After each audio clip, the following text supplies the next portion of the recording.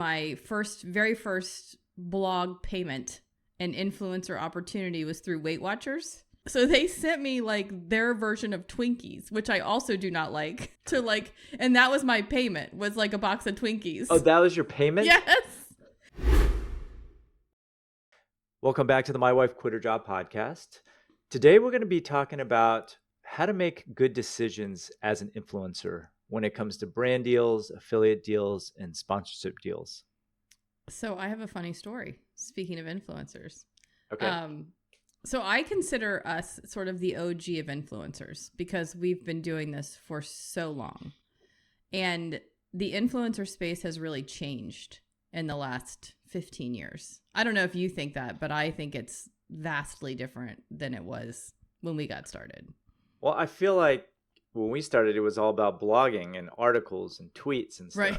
Right. Twitter parties. Remember those? Yeah.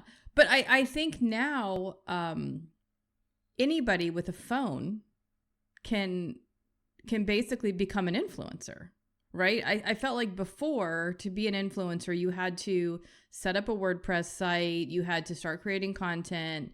It wasn't as simple as just starting and making TikToks. And this weekend, I came across two different influencers that I thought it was so interesting. So I was out with my oldest at like a tea room, and this couple walks in, and like, you know how like these days you can tell when someone's an influencer as soon as you see them? Of course, because they have their phones out and they're taking pictures. And right? And they roll in and they get a good table, and she immediately changes her shoes, right, into like stiletto white boots. So she walks in like, I don't know, tennis shoes, and then changes her shoes. And then the next thing you know, they were right behind me, so I couldn't see a lot of them. But the next thing you know, every single thing is being recorded. They're like, the guy is like moving around for the angles and, you know, all this stuff. And I just thought, wow, like things have changed from like back when I remember I did a craft deal with like the cheese company. And they wanted me to throw a party, and they sent me all this cheese. Or like it was coupons to get specific cheeses, and the whole party so I had to like invite my whole family over, and like we had to make like cheese sandwiches. And I mean, it was great because like we like cheese, and I also got paid for it. But I think about like this whole production, I had to like basically create a television show for craft. But like today, this girl is just like rolling into the tea room with her cell phone and doing a brand deal. So it just feels very different than it did back in the day, which makes me sound like an old person, but I am. You know what's funny about that is you have to have kind of like no shame. Yeah. So recently I was invited to meet Roger Federer at the Laver Cup, and I was the only one there actually. What? Who was I wasn't the only one there, period, but I was the only one who was there to like film stuff, right? Oh. And create content. And so I felt really weird about busting out like a phone. In fact, I was the only one who did it. Yeah. And I felt really self-conscious about it, especially since like I had to bust out a phone in a group setting when Roger was literally a foot away. It just felt awkward, right? Because yeah. And so I actually didn't end up speaking in that one, but you know, I did have a little one-on-one time. But I don't know how these people can just walk into like a place full on. It's like not the way I was raised, let's say. Yeah. You know, just be like the center of attention, bust out a phone. Oh yeah, this couple at the tea room was like, you know, he was like laying on the floor to get the right egg. Like it was like class. It looked like a meme of influencers. Yeah. But I'm also thinking at the same time, I met that same weekend, I met another couple who started a TikTok channel talking about dating for the first time after you're 30 years old. So she didn't start dating until she turned like 30, and she started making TikToks about it, and it went viral. She ended up on like the Drew Barrymore show, like all this stuff, super unassuming, right? Like we ran into them, they didn't have a menu. So like we shared our menu, and then we ended up chatting or whatever. But the crazy thing about her is she was like, you would have never thought she was an influencer, right? Because she, you know, there was no phone out, there was nothing. And then apparently she went so viral, she actually went on the Drew Barrymore show. Wow. Right? To talk about dating and everything else. And apparently Drew Barrymore is a very nice person in person. But yeah, it's like these two like sides of things, right? You've got the one girl who's literally like taking up half the restaurant to take her photos. And then this girl we just happened to bump into, who she paid for the trip that they were on with her TikTok money. So yeah, it's a different world. There's this Asian guy I follow, and he is documenting all of his dates on the date. And he actually used the girl in the middle. I guess he has it, he asked for permission or whatnot. Yeah. But then he asks her for like her first impressions, and he gives his first impression. It's like weird. Like, how do you have a date like that? Yeah. But, I mean, you got to kind of like agree to it, I guess. But so I think I've told this story before of my very first blog payment and influencer opportunity was through Weight Watchers. Did I ever tell you this story? I think I did. I don't think so. Maybe you have. I don't remember. Which I thought was kind of funny at the time because I definitely wasn't like a Weight Watchers candidate. But they like reached out to me and I was like, it was like the first, and I think everybody who is an influencer of any kind has this moment, right? And we saw it with our friend Kevin a couple weeks ago where he said, companies are reaching out to me. What do I do? Right? So Weight Watchers sent me an email. And of course, the very first email you get from a brand, it feels like, Santa's real, and they wanted me to blog about their new like line of like Little Debbie type snacks, but they were Weight Watcher friendly. And I was like, yes, absolutely. Do I eat Little Debbie snacks? Absolutely not. Like, do I like anything that's sugar-free? Not really. So they sent me like their version of Twinkies, which I also do not like, and that was my payment, was like a box of Twinkies. Oh, that was your payment? Yes. I mean, this is like 2008. So, right. But I just remember thinking it was the absolute coolest thing ever that I got like a free box of Twinkies that I had no intention of eating in exchange for a blog post. Now we often hear of influencers who are asking for $5,000 just to post about a restaurant or mention something. And they don't even have that many followers, right? They're not these huge. I mean, I had a huge following when I was doing this and I'm like posting for Twinkies. But I think when you get that first email, when you realize that people are interested in working with you, it's very hard to be neutral in your decision making, especially in the beginning, because you're so excited about an opportunity. And what that leads to often is the next thing I know, I'm now posting for Twinkies, and that's not, Twinkies, as much as I tried, they don't take that for rent or groceries. What's funny for me is I think I didn't get all this attention till much later, right? I already had the store, I already had the course and all that stuff. And it was only after that did companies start approaching me. So I already had like a different attitude towards it. And you know me, like I'm like, I don't want to talk about that. Like I usually don't respond, but sometimes like the person is just so annoying where they email like every single day for like a month. And I'm like, hey, look, I don't want to promote it. Yeah. Well, for me, at least, it's the time that it takes to promote something. Meaning like I have to like the tool. Mm-hmm. 2, I have to be able to stand behind it. But just even trying it actually takes time, at least in my space. To do a good job. I actually have to try it in the store, right? Yeah. And use the tool. So your situation is different because your stuff doesn't require as much prep, right? Right. Well, I mean, the craft party, it took me all week to plan that thing. True. You had to do a craft party. That's true. You had to do a craft party. Hey, just a quick heads up. Tickets for my annual e-commerce conference, the Seller Summit, are now on sale over at sellersummit.com. If you run an e-commerce business selling physical products, this event was built for you. Unlike typical events filled with broad advice and feel-good stories, the Seller Summit is all about real strategies you can actually use. Every speaker I invite is deep in the trenches, running their own store and dealing with the same challenges you face every single day. Now, we keep the event intentionally small, just 200 people, so it stays intimate, and you actually get time to connect, ask questions, and have meaningful conversations. I've sold out every single year for the past 9 years. And if your store is already doing over $250K or $1 million in revenue, we also run a private mastermind with other top sellers in the space. You can learn more and grab your ticket over at sellersummit.com. Now back to the show. But yeah, and I think, so it's interesting that in your perspective, you say it's about the time.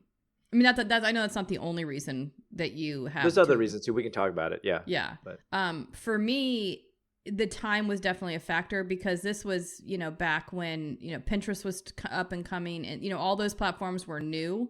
And so it went from just writing a blog post to like 3 Pinterest images, and they wanted, something for Instagram. And then you're like, okay, well, this just got a lot more difficult, right? Because it's not just taking photos for the blog, which horizontal, certain perspectives. Now I've got to come up with Pinterest ideas. Now I've got to come up with Instagram. Yeah. And so for me, that's when I thought about like how much time it would take. It was often related to like what they wanted. I know for you get a lot of requests to make videos. And so, I think that comes into play if a company comes to you and says, hey, I need you to make a video or talk about the product. It's not just about learning the product. It's also like, okay, well, if I have to make a video, you've got to have someone edit the video, or you have to edit yourself. That takes time. There's a difference between short form and long form. It's a lot easier. If they just want you to pull out your phone and make a short form video, that's not that difficult. I mean, time wise. But if they want a long form video, you're talking about several hours worth of work, because not only do you have to film it, you have to script it. You have to make sure that it makes sense for the product. And so I think a lot of times people, I know from the brand side, they're like, but we're giving them XYZ, or, we're giving them an affiliate. It's like, yeah, but the content creator is having to do all this production, as well as they're the ones that built the audience to begin with that the brand typically doesn't have, which is why they want to work with the influencer. My biggest fear generally is tanking the channel. Yes. So you have to, writing the script is the hardest part, actually. Yeah. Not the editing, not any of that stuff. At least not for me now, because I have an editor. The hard part is coming up with content that's interesting about the company that people will actually want to watch. Yeah.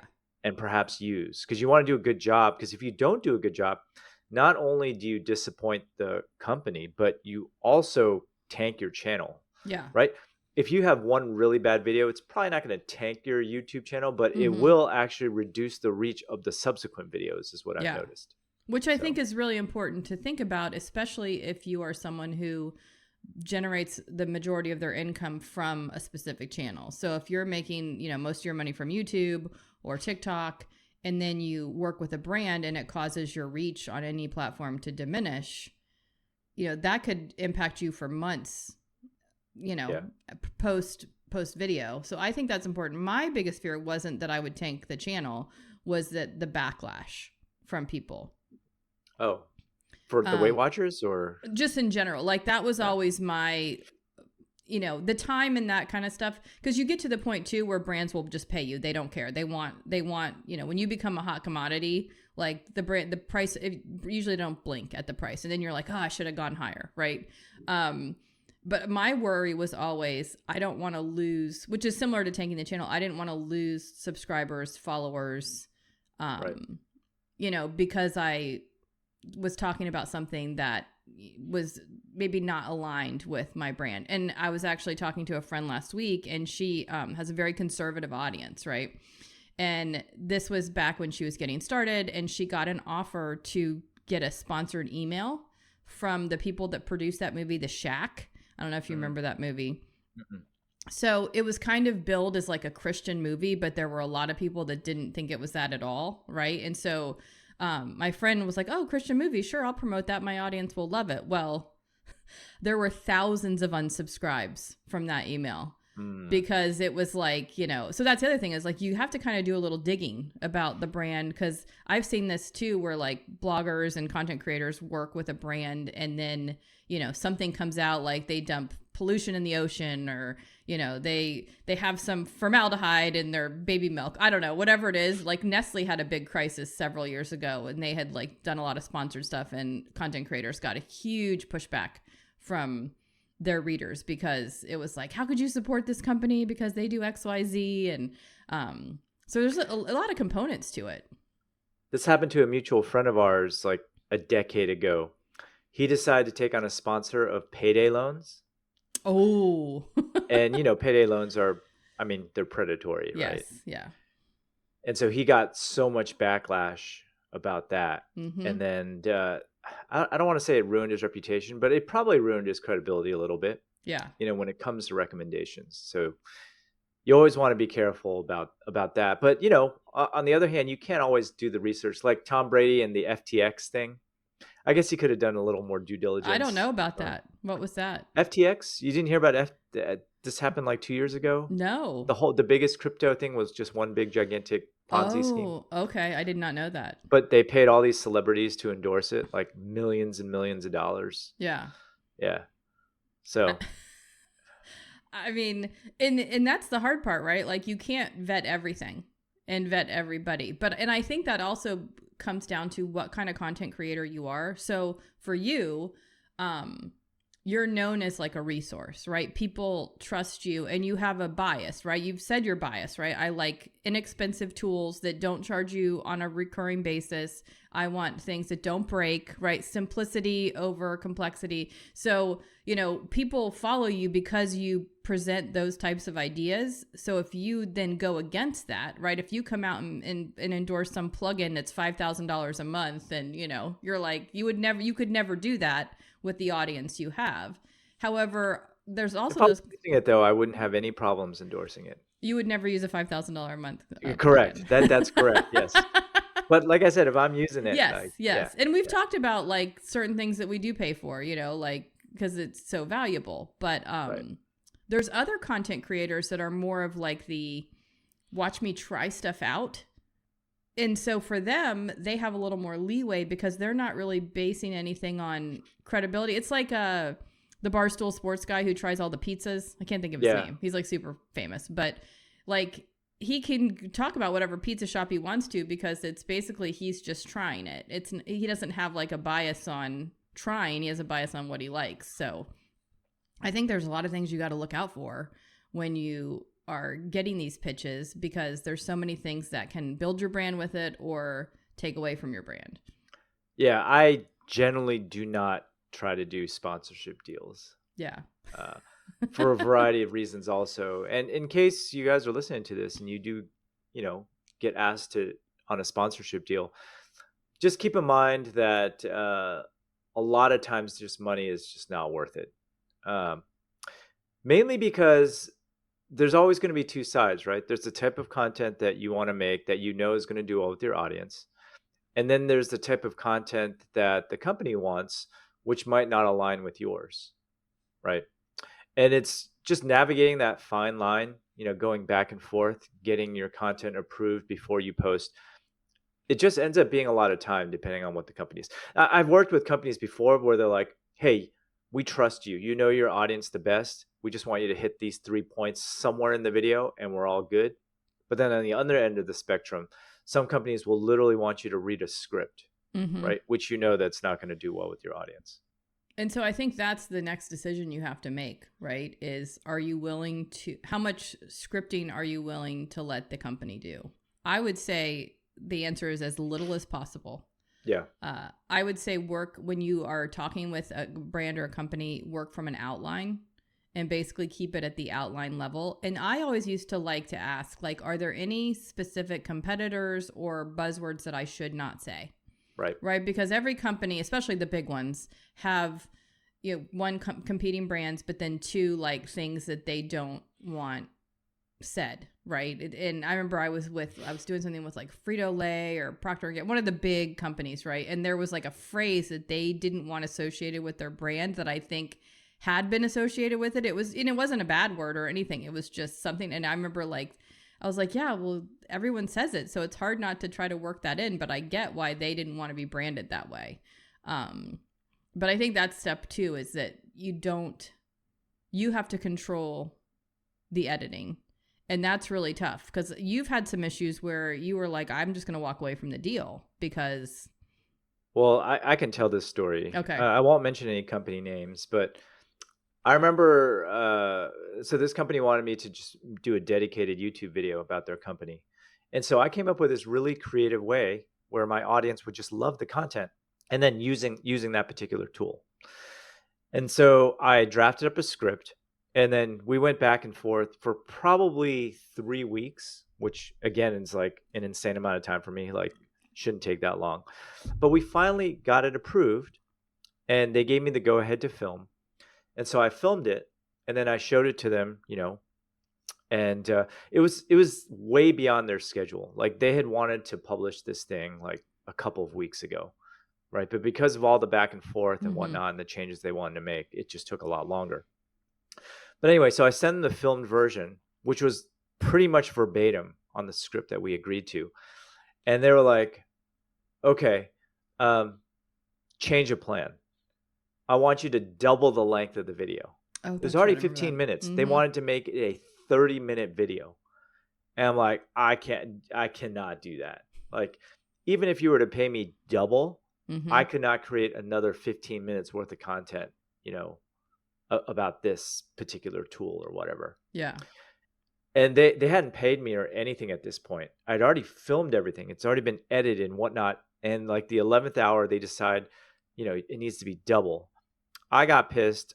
I said, like, hey, I'm never going to work with you guys again. And I will make sure like my community doesn't work with you guys again, and then that was that. I ended up publishing the video though. I won't tell you which one it is, but it actually ended up making like over $5,000 in just AdSense revenue. So it wasn't like a total loss. Right. But that just completely soured me. And this is probably an extreme case. Most companies aren't going to do that and not compensate you anything at all and do that. But it does happen. Yeah.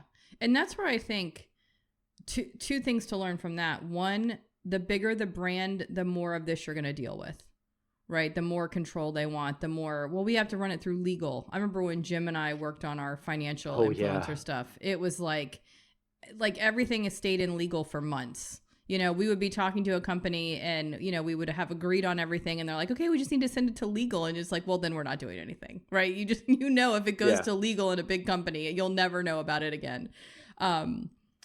So, and that's why I think if you're an influencer too, working with some of those smaller companies is actually ideal, because typically with some of those smaller brands, they don't have the audience that you have. So they're excited just to have a much bigger reach. And I think they're still new enough to respect, they don't have a legal department, right? So as long as you're not saying anything that's, horribly offensive or off brand, they're probably going to let you have a much more creative control over the process. And I think that makes for better content anyway. And I wish bigger brands would understand that. But I think that's, if you're just getting started, the smaller companies are actually much better to, sort of get your feet wet. If this is how you want to earn extra money, and you can earn a lot of money doing content, paid content. It's pretty nuts. On the flip side, the risks are greater too. Yes. I'm always terrified if I'm working with a really small company, because I don't know how it's run, right? I don't know if they're going to be around. I don't know if they're doing some shady stuff in the back. Yeah. So for me, at least, I almost rather work with a larger company, even with the headaches. Do you feel that way? I would probably feel that way now. When I was just getting started, though, I worked with a lot of small businesses, just because it was an opportunity and it was money, and I felt like I could. I don't know. It felt like you were kind of building the brand as you went, because they weren't that far along. But you're right. You never know what's going to happen. You might not get paid. And that's the other thing. I think if you are working with a brand that is a small business that doesn't have a legal team, because if you're working with a big company, you're going to get a contract, or at least something that you agree to with payment terms and things like that. First of all, read the contract. I'm always amazed how people don't read a contract and then sign it. Like, understand what the payment terms are. I would say, and a lot of big companies, you won't get this, but if it does involve creating like video, especially long form video, I would ask for half up front, or at least some sort of I do payment that now, up front. Actually, because of, like, think about what happened to you. Obviously you were able to use that video and it worked out, but can you imagine spending, 5 hours on something and then not being able to use it at all and not getting a payment? You definitely don't want to be in that bucket. Yeah. Actually, these days, you should always just type in the contract into ChatGPT and say, hey, what are the important stipulations I need to be aware of here? I actually made that mistake. This was many years ago, before the pandemic. I signed on a deal where I didn't realize it was net 90. Oh, yes. A lot of them are too. Yeah, which means I didn't get paid until 3 months later. And I can't even, I kind of forgot about that deal now, actually, because I don't even remember if I got paid. It's a long time ago, but when it drags out that long, like Yes. you don't even remember. Yeah. The other thing to think about with the brand deals is definitely negotiate on the payment terms. And that's one thing that you can negotiate on. With a huge company, that's how their accounting system works. You probably won't get anywhere, but any mid-size or smaller company, you can, you might not be able to get a little more money from them, but you might be able to get paid quicker. So you might be able to get 30-day or something like that once, because they still have to process something through their whatever system they're using. But I think there's lots of negotiating points, right? Length of video content. Where else are you putting it, right? Are you going to share it on your other channels? Are you going to have short form to go with it? Is it going to go, you're going to embed the video in an article? And for each thing that you do, that's more money. Yeah. So you have to understand that there's making a video price, or in the old days writing a blog post price, but then the more they want from that, the more they want you to promote it. That doesn't come for free. You have to then that costs them additional, because once again, it's your time that you need to be compensated for. Yeah, what I just don't like is the back and forth. Yeah. Right? Like I actually pretty much don't work with, I don't want to say any company, but hardly any company that gives me a script. Mm-hmm. Right? I always say up front, hey, I'm just going to do it. You just give me your points. I'll make sure they're in there, but you have to give me creative freedom. Yeah. For the video. And of course, it's different. Like maybe in the beginning for my first one, I might have been willing to do more, but you just kind of learn your lessons over the years on what's worth it to you and what is not. Yeah. And I will say that sometimes, and I think I don't know the deals of your tennis thing, but I always say, you need to make sure you get paid, but sometimes the experience is payment enough. Yeah. I know when I did a lot with Disney, I don't think I got paid for anything I ever did with Disney, but I got lots of Disney tickets, lots of events, lots of fast passes, lots of, like Disney does like the Mickey Halloween party and the Christmas party, which are additional to, it's not just enough to pay $200 for a day at Disney. Then you have to pay another $75 to go to the Halloween show. Right. So for me, that was worth the time, right? Because my kids were little, they loved Disney. So even though I wasn't getting paid to go to Disney, I wasn't paying to go to Disney. So there was a trade-off. And there are probably things that everybody has where there's a trade-off that it's worth it to you. And so I would say don't be afraid to do some of those things if it's something that you really want. Now, don't do it all the time, because I think that's where the influencers then gets problematic, is that all they're doing is showing up at events, but they don't actually get paid for anything. And eventually you'll just have a lot of swag, but you won't, that's not advancing your business as far as on a monetary level. The other thing you want to consider, and maybe this is like later on, maybe this is just me, I don't know, but having a sponsorship deal always disrupts my flow. Like I got a schedule where I do things every single week, but then if all of a sudden there's all this back and forth, and I have to film extra content for this, and I have to just, negotiate all this stuff, that like totally throws off my game. Yeah. So for example, like last week for that, I had to think about scripting for these videos I was making for the tennis thing. And then as a result, I couldn't work on this Bumblebee feature, or I couldn't work. And this is just things I didn't take into account because I had already kind of said yes because I was excited about it. And, in retrospect, if I had to fly to do this, I actually probably wouldn't have done it. Really? Yeah. If I had to fly, I probably wouldn't have done it, but it was local. So yeah. Yeah. Which I think is a good way to start too. If you get invited, the local events are great. And it's also a good way. I don't know. You said you were the only like influencer there, but typically there's more than one influencer at these types of events. So it's actually a good networking opportunity too, to meet other people in your community that are doing the same thing. You're like, no, there's some not networking. I met some really nice people there, actually. I actually liked everyone I met. I stuck my foot in my mouth. You met some really nice people, like all tennis pros? No. He's so kind. Carlos, he's just a lovely, lovely human. I stuck my foot in my mouth. There's one guy I was talking to, and, I didn't know he was a crypto company. Oh, okay. And he just casually asked me, what do you think about this and such crypto. I was like, hey, to be honest with you, I'm not into crypto at all. Like after the whole NFT thing and the FTX, like I'm just done with it. And then it just so happens he was really high up at this crypto company that just went public. And I was like, okay.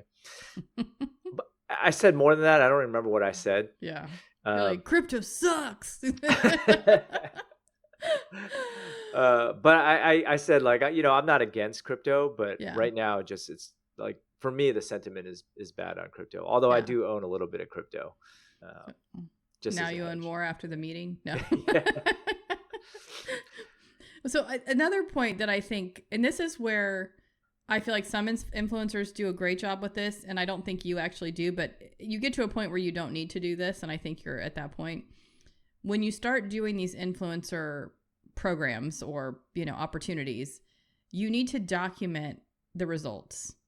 So you need to have, whether it's a spreadsheet, whether it's on, on the back end of something, website, but you need to, so that when you get approached by other companies, you basically have, hey, it gives you better negotiating power when a company comes to you and let's just say, oh, I want you to make a video and we're going to pay you $1,000. And you can go back and say, well, my rate's $5,000 and here's why. Here's 3 videos that I've done. Here's the reach. Here's the click-through rate on the link. Here's the, this one has 100 comments. It's got 100,000 views.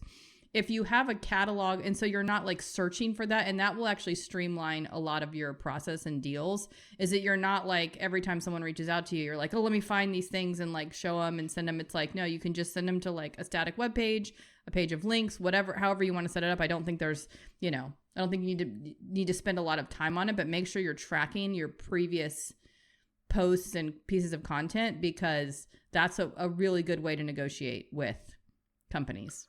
That is actually a great point. Like if I wanted to do this and I knew I wanted to get sponsorship deals, I would put together a media kit. And I did this for my podcast at one point, actually. I said it was, the ranking, I actually had all the downloads on a nice graph. And then I had like all the demographics broken down of like who my listeners were. If I wanted to do this for YouTube, I would have exactly what you said, all the demographics for my channel. I'd probably have it in real time, like just like a feed. Yeah. And then number of views and all that stuff. And then I would have all of my previous videos that I've done for companies. Yeah. And some of these, videos have over 100,000 views, right? Yeah. I don't know if I would put my price list down though. I probably wouldn't. No. Yeah, I probably wouldn't. Yeah.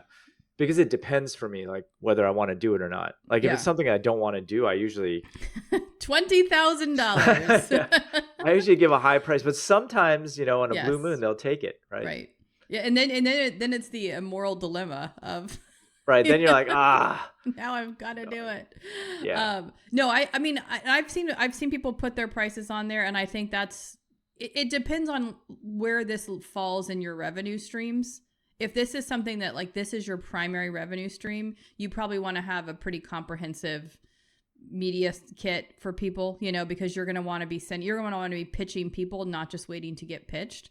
Right. I think too, as you grow, as your channel grows, as your, views, subscribers, whatever it is, you have more leverage. So when you're just starting out, you don't have a lot of leverage. And sometimes I don't want to say you have to take dirty deals, but sometimes you have to do things that maybe I would not go against, ethically or morally, but you're like, this is kind of a pain in the butt, but I need to get some social proof out there.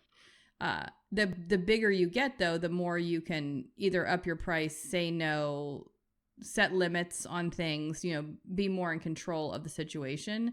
And that really just comes with a growing audience and success, right? So the more you can show success, the more you can charge and, let people know. The other thing you can do is ask them for an affiliate cut on top of getting paid.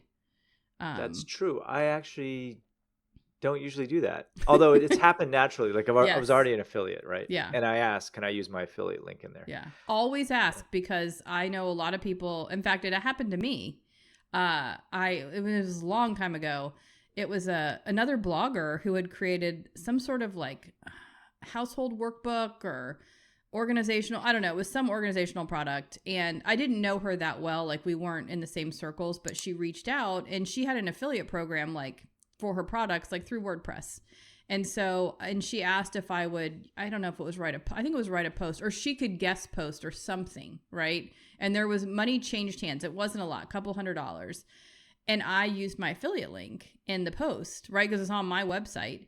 And I probably sold 50 to 100 of these units, right, from this content. And the content actually, it's still popular on my site. I don't even know if she still has the product anymore because I had like removed the links.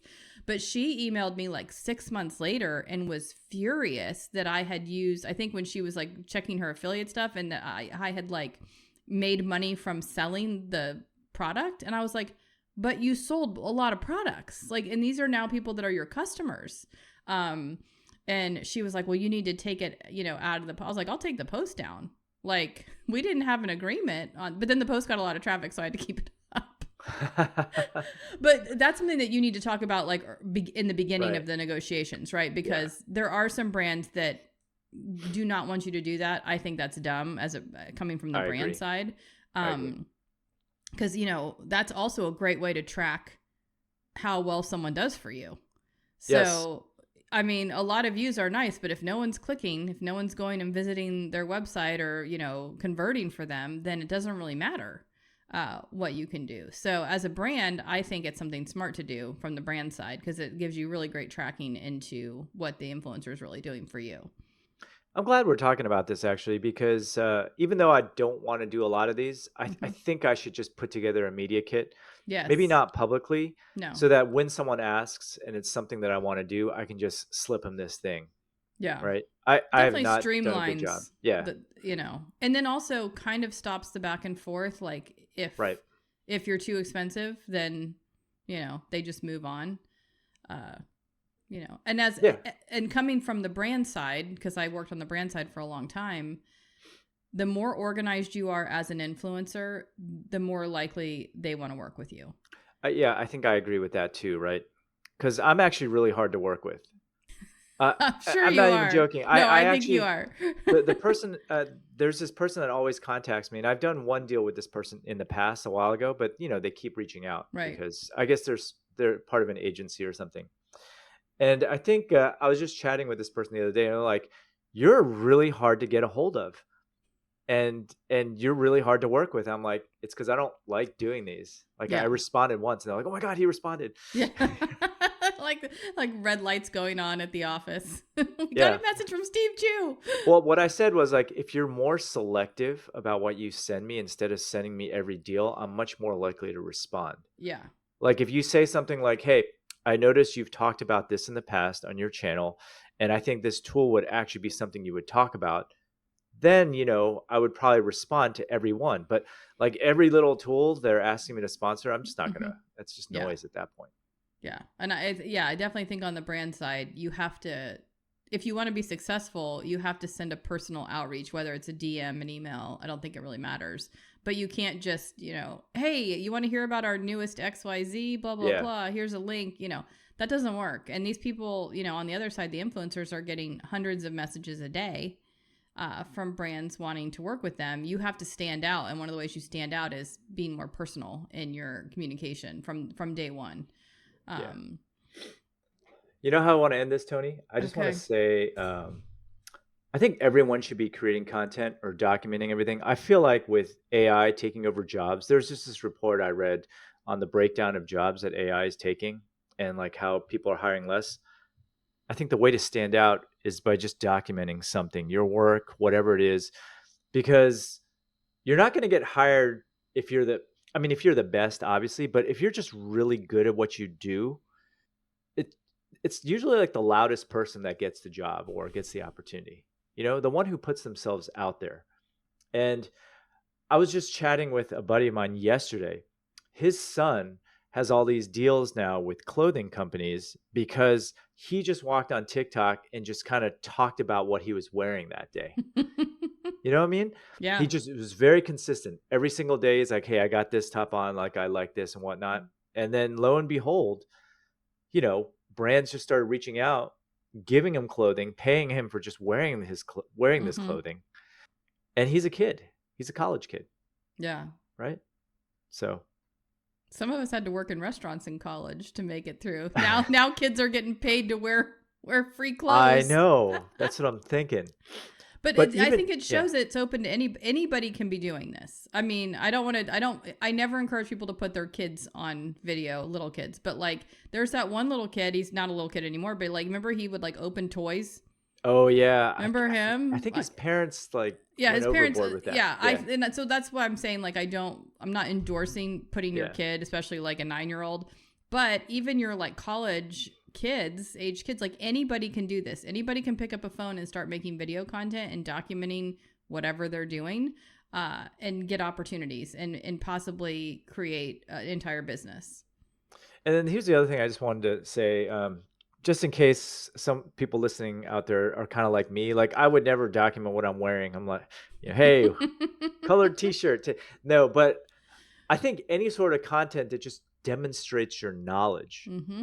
It doesn't have to be like what you've eaten or whatnot. Like that type of content is not stuff that I would make. Yeah. But anything that's related to documenting something that you've done, something you're proud of, something that even if millions of people already know it, just by putting yourself out there saying that this actually elevates you in the eyes of everyone else.